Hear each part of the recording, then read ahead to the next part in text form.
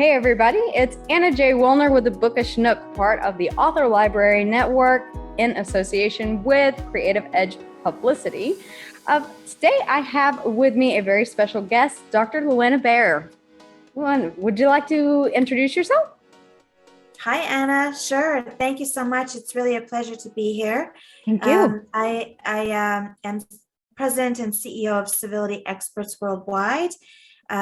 We have 500 affiliates in 45 countries, and our focus is on building better workplaces by fostering civility and civility skill building specifically. So I think I have 20 books now, and I'm really proud and pleased that Creative Edge helps with the publicity related to those books. And I couldn't be happier to be here with you to talk about all that today. Oh, I'm so very happy to have you on the show. And you're an international civility expert. Can you explain, for those who don't know, what is that certification? What does that mean? So we actually devised the certification for people to become certified civility practitioners. We have, I think, 9 different certifications that are ICTC, which is the credentialing body approved. And my original academic background is social psych master's, and then my PhD is social justice. So I think originally there wasn't really a credential, but we created it. And it's internationally validated now. It's you can get university credit for civility practitioner certification. Government of Canada specifically, and I live in Canada, has endorsed the civility certification. So it's, I think there's lots of ways you can become a leader in this field. There's lots of related topics, and it's really a burgeoning field. Increasingly, we're finding organizations want to have a civility practitioner on board with their HR teams. Yes, absolutely. Civility in the workplace is one of the most difficult things to maintain sometimes. How do you help manage different views, work habits, and personal conflicts? Because I've dealt with those myself in big corporations. Oh, yes, and you're absolutely right. Civility is sadly the hardest thing, I think, initially for organizations to establish and to maintain. Rather, civility is hard to establish and maintain, but once you adopt policies and practices to foster it, the return on investment is so significant that people and teams and organizations never turn back to their uncivil ways. So, it's a long topic, but generally what we find is that trust is often the underlying reason that there are lack of trust, specifically a reason that there is low civility. People just don't trust their leadership. There's some research saying only 17% of people actually believe what their leaders say, including workplace leaders, political leaders, community leaders. So, at the crux of it is we have a leadership problem that's causing a lot of mistrust, and it manifests in all kinds of ways in the workplace. Sabotage, poor performance, Right. people taking advantage of sick policy. It's a big, long list. Yeah. Right. And, being an unhappy employee where you feel like you're in a hostile or uncivil workplace, it's damaging to productivity for that department, and also for a team atmosphere. Cooperation is so very important when you're in a team environment. And so to have that lack of civility is detrimental sometimes to an entire team. Oh, for sure. And organizations really pay the price. A lot of times they don't understand the extent to which people treatment can impact your profitability. And I think these days we're really cognizant of how incivility impacts our mental health. If you're stressed at Right. work, you take it home on the drive home, and you're gesturing somebody on the road, or you're angry with your children or your spouse when you get home, and it impacts all aspects of our lives. And we spend so much time at work. We're on Zoom now, But Right. there's a significant systems impact to incivility. So organizations have the power and opportunity to change the way we live and work and how we treat each other. So it's really exciting, interesting work. Absolutely. And you try to instill civility as a mindset. Can that also apply to us outside of the workplace as well? Oh, absolutely. Thank you, Anna. That's a great question. So part of a civility mindset means that we adopt restraint and that we assume the best of people. So this means that we don't automatically respond really quickly, press the button, say something mean back. We would hold our breath, kind of get away from the situation for a minute, and then we would wait to respond. We would consider, is the person having a bad day? Oftentimes within a few minutes, the other person has replied to us and responded with an apology note or something. And so if we just assume the best of people, my finding has been that when you invite people to bring their best self, they usually do. So if I just wait and anticipate goodness in others, that's most often what I actually get. Very true. And, a lot of times we don't understand what is going on in someone else's world, whether or not, their dog, they just had to put their dog of 15 years to sleep, or whether or not they're having difficulties at home. And the same thing with, with a child in school that may be acting out.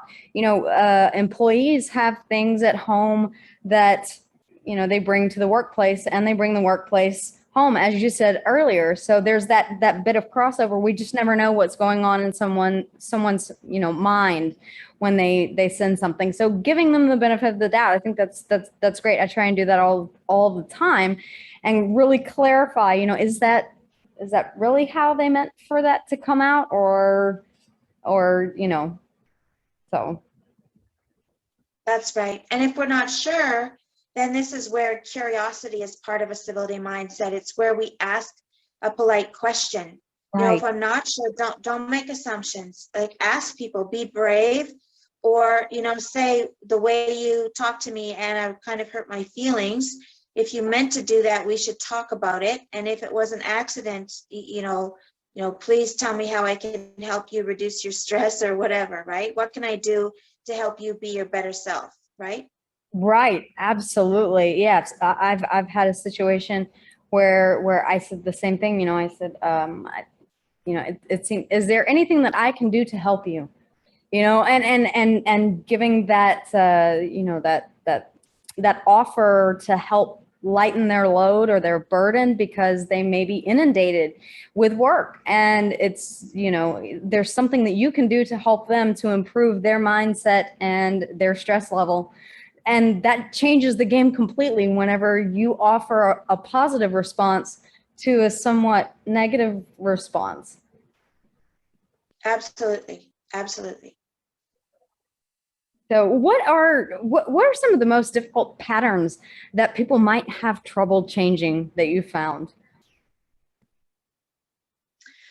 Well, I think a lot of times these days, if I had to pick one thing, I would say it's this habit or pattern of not being present. So we live in the age of distraction. We're in a room with somebody, presumably listening in a meeting or something, but waiting for our phone to buzz. We're distracted by what's on the screen behind us. This pattern of not being present to people, not actually listening to them, not working to understand, the context and the conditions. I think that's the biggest problem these days. And then the second pattern is that we tend to be, so even if I can manage to shut off distractions, put my phone away, be in the room, it's hard to turn off my mind, to shut out any preconceived notions or judgments or fears or biases. And I think a lot of us are self-indulgent, but not self-aware. And that's a problem. That's a very, very good point. All of them, very, very good points, because I know that, yes, technology, phones, iPads, social media in and of itself, everything is a distraction nowadays, in the workplace. You can't help but have your phone on you 24 hours a day now. Even when you're sleeping, if you don't put it on night mode, the screen, you get alerts all night long. So yeah, it really has just bled into every piece of culture that we have, including the workplace. So not only is Lou an Most author definitely. and an author of over 20 books, you said, Yes, yeah. but she also holds instructional seminars about the process of changing people's minds in regards to civility. Can you tell us a little bit about what you cover in those seminars? So one of the first things we do is help people understand what civility is, that it's a measurable competency, that it's not about following the rules blindly, don't wear white after Labor Day. It's not about just being nice because you're supposed to be nice. That's inauthentic. It's not about Martha Stewart perfection. In fact, striving to be perfect is contrary to civility. But it is about considering the impact of your behaviors and words on others. It's about recognizing that you have the power to influence the day-to-day quality of life by the way you interact with people. And it's a values proposition. It's about choosing a high standard and bringing your best self to every conversation, every interaction, every opportunity. I think a lot of people don't realize that it's a measurable competency. There's 4 skills we teach that help people build their ability to be civil. So it's tangible, measurable competency. Okay, awesome. Yes, no, I completely agree, 100%. Yeah, I'm trying to remember what it was that you said, but the realizing that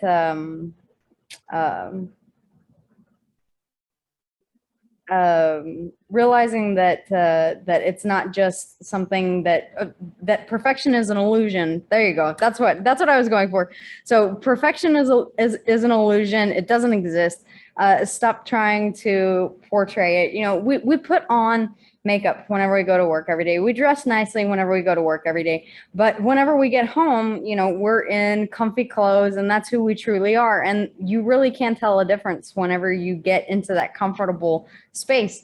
So do you kind of, advocate for that kind of comfortable mindset in the workplace? Because I know that I've felt like just pulling up to work, I get anxious, even if it's just a regular day and I don't have anything big planned. There's no big, meeting or board, no big guest that's coming or presentation that I have to be present for. But sometimes, that anxiety will just start to leak in just simply by being at work, because I feel like I have to be on, professional and Right. put that face on, Right. And I would argue, Anna, that you're that bit of anxiety, and I have that too. Sometimes it manifests at what I would call imposter syndrome. You're afraid that you won't give the value you need and so on. But I think that it would be a problem if you did feel that anxiety, because in my world, that means that you actually care about your impact on people. You want people to feel valued in your presence. So you shower and you put on some nice clothes and you make an effort to show them that how they respond to you or react to you means something to you. It's not about status or ego. It's really about showing people that they're worth your effort to prepare for a meeting, to prepare for a presentation, to put a real pair of pants on instead of yoga pants everywhere we go. It's not about judgment. It's about high personal standard and effort. And I have a sense that even when you're casual, there's still a baseline level of standard that you maintain, because that's part of your character. And that's what we're talking about with civility. It's that we're not just kind or dress up on Friday. civility becomes part of our character, so that even if we are at the grocery store in sweatpants, the way we treat people never changes. There's a habit and a standard and a baseline there, right? So that's what we're talking about. Very good point. It does, once it becomes habitual, then it can be, you know, you can find yourself using these tools and tips and this mindset more often outside of the workplace. But yes, I feel that by, you know, presenting and taking time to be professional, it's a respectful gesture toward the people that I'm working with. You know, that's the way that I look at it. Right. Yeah. And self-respect too, right? Because It respect is. starts at home. Yeah. Yeah. It's I'm Absolutely. worth it. Yeah. Absolutely. Well, everyone, I have thank you so much for being on the show today. And guys, if you have enjoyed, it's such an honor to announce that Reflections with Dr. Lewena Bayer will be joining the Author Library Network. So it is a show that will be coming soon to the network. And you'll start seeing episodes. So make sure that you are subscribed to the channel so that you don't miss out when her show is, when Reflections starts here in the future. And would you like to tell? It will cover mainly nonfiction and business side, the business side of books and literature and things of that nature. That's right. Thank you. I'm so excited about it and so grateful to Creative Edge for the opportunity. And yes, our focus is nonfiction. It's really aspects of civility in our daily life and work, and some practical applications, and talking to some other people about, you know, how they incorporate their values and character into their work. I love it. I love it. I can't wait. Thank you so much for today, for joining the network. I'm so super excited to start getting everything put together. And like I said before, guys, make sure that you subscribe to the channel here, because there are going to be a lot of new shows coming on here very soon. We're growing, including Dr. Lewena Bayer with Reflections, and everyone. Stay safe, stay healthy, and always a pleasure. Thank you again. Thank you, Anna. Bye for now. Bye.